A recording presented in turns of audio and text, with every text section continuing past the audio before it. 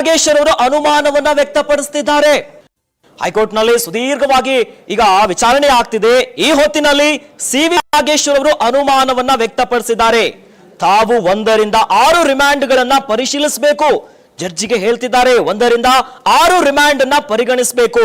Remand ಅರ್ಜಿಯಲ್ಲಿ ಸಾಕ್ಷಿಗಳ ಉಲ್ಲೇಖವೇ ಇಲ್ಲ. Remand ಅರ್ಜಿಯಲ್ಲಿ ಯಾಕೆ ಈ ಸಾಕ್ಷಿಗಳನ್ನ ಉಲ್ಲೇಖಿಸಿಲ್ಲ ಅಂತ ಕೇಳ್ತಿದ್ದಾರೆ. ಅಂದ್ರೆ ಈ ಪ್ರಕರಣದಲ್ಲಿ ಈಗ ಸಾಕ್ಷಿಗಳು ಅಂದ್ರೆ 77ನೇ ಪ್ರಸ್ತಾಪ ಆಗಿದೆ. ಇದೇ ಹೊತ್ತಿನಲ್ಲಿ ತನಿಖೆಯಲ್ಲಿ ಲೋಪ ಆಗಿದೆ ಅನ್ನುವಂತ ವಿಚಾರವನ್ನ ಬಿಚ್ಚಿಡ್ತಿದ್ದಾರೆ ದರ್ಶನ್ ಪರ ವಕೀಲರು. ಸಿ.ವಿ. ನಾಗೇಶ್ವರು ಸಾಕ್ಷ್ಯಗಳ ಬಗ್ಗೆನೇ ಅನುಮಾನವನ್ನ ವ್ಯಕ್ತಪಡಿಸುತ್ತಿದ್ದಾರೆ. ಅಂದ್ರೆ 1 ರಿಂದ 6 ರಿಮಾಂಡ್ ಗಳನ್ನ ಪರಿಶೀಲಿಸಬೇಕು ಅಂತ ಹೇಳಿದ್ದಾರೆ. ರಿಮಾಂಡ್ ಅರ್ಜಿಯಲ್ಲಿ ಸಾಕ್ಷಿಗಳ ಉಲ್ಲೇಖವೇ ಇಲ್ಲ. ಅರ್ಜಿಯಲ್ಲಿ ಯಾಕೆ ಈ ಸಾಕ್ಷಿಗಳ ಉಲ್ಲೇಖ ಮಾಡಿಲ್ಲ ಅನ್ನುವಂತ ವಿಚಾರವನ್ನ ಮುಂದಿಟ್ಟಿದ್ದಾರೆ.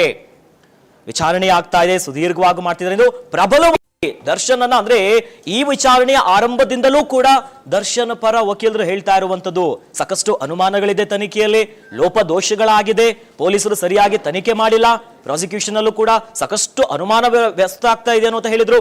ಈಗ ಪರೀಕ್ಷೆಯಲ್ಲಿ ಅಂದ್ರೆ ಯಾವ ರೀತಿಯಾಗಿ ಇಲ್ಲಿ ಪರಿಗಣಿಸಬೇಕು ಅಂತಂದ್ರೆ ರಿಮಾಂಡ್ ಅರ್ಜಿಯಲ್ಲಿ ಸಾಕ್ಷಿಗಳ ಉಲ್ಲೇಖವೇ ಇಲ್ಲ ಅನ್ನೋದನ್ನ ಹೇಳ್ತಿದ್ದಾರೆ.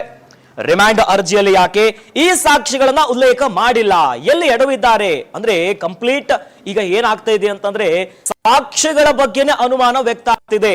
ಅಂದ್ರೆ ಪೊಲೀಸರ ತನಿಖೆಯ ಬಗ್ಗೆನೆ ಸರಿಯಾಗಿ ಮಾಡಿಲ್ಲ. ಅಂದ್ರೆ ಇಲ್ಲಿ ನೋಡ್ತಾ ಇದ್ವಿ ನಾವು ಕೊಲೆ ಪ್ರಕರಣದಲ್ಲಿ ಆ ಸಾಕ್ಷಿಗಳನ್ನ ಹೆಸರಿಸಿದ್ದಾರೆ, ಆದ್ರೆ ಪ್ರಾಸಿಕ್ಯೂಷನ್ ವತಿಯಿಂದ 6 ಸಾಕ್ಷಿಗಳನ್ನ ಉಲ್ಲೇಖಿಸಿದ್ದಾರೆ.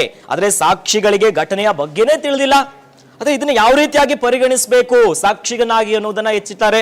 ಅದರ ಜೊತೆಯಲ್ಲಿ ತನಿಖೆಯಲ್ಲಿ ಲೋಪದೋಷಗಳಾಗಿದೆ, ಇವೆಲ್ಲವನ್ನ ಕೋರ್ಟ್ ಮುಂದೆ ಬಿಚ್ಚಿಡ್ತಿದ್ದಾರೆ ಸಿ.ವಿ. ನಾಗೇಶ್ವರ್ ಅವರು. ಅಂದ್ರೆ ಈ ಮೂಲಕವಾಗಿ ಇವತ್ತು ಇವೆಲ್ಲವನ್ನ ಆಲಿಸಿ ಕೋರ್ಟ್ ಯಾವ ನಡೆಯತ್ತ ಹೋಗುತ್ತೆ, ದರ್ಶನ್ಗೆ ಬೇಲ ಜೈಲ ಅನ್ನುವಂತ ಪ್ರಶ್ನೆಗಾಗ್ಲೇ ಕೌಂಟರ್ ಶುರುವಾಗಿದೆ ಕೋರ್ಟಿನಲ್ಲಿ. ಅಂದ್ರೆ ನಿಜವಾಗ್ಲೂ ಕೂಡ ಇದು ಅಂದ್ರೆ ತುಂಬಾ ನೋಡೋದಾದ್ರೆ ಈ ಪ್ರಕರಣದಲ್ಲಿ ಆರಂಭದಲ್ಲೂ ಕೂಡ ಸಾಕಷ್ಟು ಅಂದ್ರೆ ಹೈ ಪ್ರೊಫೈಲ್ ಕೇಸ್ ಆಗಿರೋದ್ರಿಂದ ಸಾಕಷ್ಟು ಕಳವಳ ಇತ್ತಿತ್ತು. ನಟ ದರ್ಶನ್ ಬಹಳ ಅಪಾರ ಅಭಿಮಾನಿಗಳನ್ನ ಹೊಂದಿದ್ರು. ಆದ್ರೆ ಕೊಲೆ ಪ್ರಕರಣದಲ್ಲಿ ದರ್ಶನ್ ಇದ್ದಾರೆ ಅಂದ್ರೆ ಇಲ್ಲವೇ ಇಲ್ಲ, ಈ ಆರೋಪವೇ ಸುಳ್ಳು ಅನ್ನುವಂತ ಮಟ್ಟಿಗಿತ್ತು. ಆದ್ರೆ ಯಾವಾಗ ದರ್ಶನ್ ಅವರು ಮತ್ತೆ ಜೈಲು ಪಾಲಾಗ್ತಾರೆ, ಅರೆಸ್ಟ್ ಮಾಡ್ತಾರೆ, ದೊಡ್ಡ ಮಟ್ಟದ ಸಂಚಲನಗಳು ಶುರುವಾಗುತ್ತೆ. ಇಲ್ಲಿಂದ ಇನ್ನ ಹೋಗೋದಾದ್ರೆ ಈ ಪ್ರಕರಣದಲ್ಲಿ ಹೊಸ ಟ್ವಿಸ್ಟ್ಗಳು ಸಿಗ್ತಾ ಹೋಗುತ್ತೆ. ಮೊದಲ ಹಂತದಲ್ಲಿ ಸಾಕ್ಷಿಗಳನ್ನ ಪೊಲೀಸರು ಕಲೆ ಹಾಕ್ತಾರೆ. ಅದಾದ ಮೇಲೆ ಪ್ರತ್ಯಕ್ಷದರ್ಶಿಯೂ ಕೂಡ ಈ ಒಂದು ಪ್ರಕರಣದಲ್ಲಿ ಹೊಸ ಮೇಜರ್ ಹಾಕ್ತಾರೆ. ಇದಾದ ಮೇಲೆ ಯಾವಾಗ ನಟ ದರ್ಶನ್ ಅವರು ಈ ಪ್ರಕರಣದ ಕೆಲ ಆರೋಪಿಗಳ ಜೊತೆಯಲ್ಲಿ ಫೋಟೋಗಳು ಪೊಲೀಸರಿಗೆ ಸಾಕ್ಷಿಯಾಗಿ ಲಭ್ಯ ಆಗತ್ತಲ್ಲ, ಆಗ ಪೊಲೀಸರು ಅಡಿಷನಲ್ ಆಗಿ ಮತ್ತೊಂದಿಷ್ಟು ಚಾರ್ಜ್ ಶೀಟ್ ನೆಲ್ಲ ಹಾಕ್ತಾರೆ.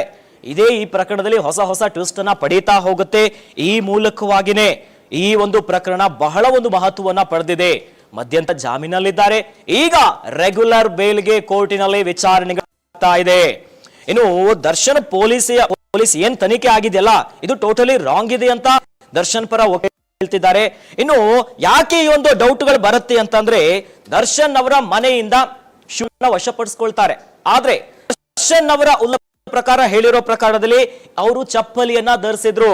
ಆದ್ರೆ ಪೊಲೀಸ್ ಅವರು ದರ್ಶನ್ ಅವರ ಪತ್ನಿ ವಿಜಯಲಕ್ಷ್ಮಿ ಅವರ ಮನೆಯಿಂದ ಶೂ ಅನ್ನ ವಶಪಡಿಸ್ಕೊಳ್ತಾರೆ. ಆದ್ರೆ ಈ ಬಟ್ಟೆ ಏನಿದೆಯಲ್ಲ, ಬಟ್ಟೆ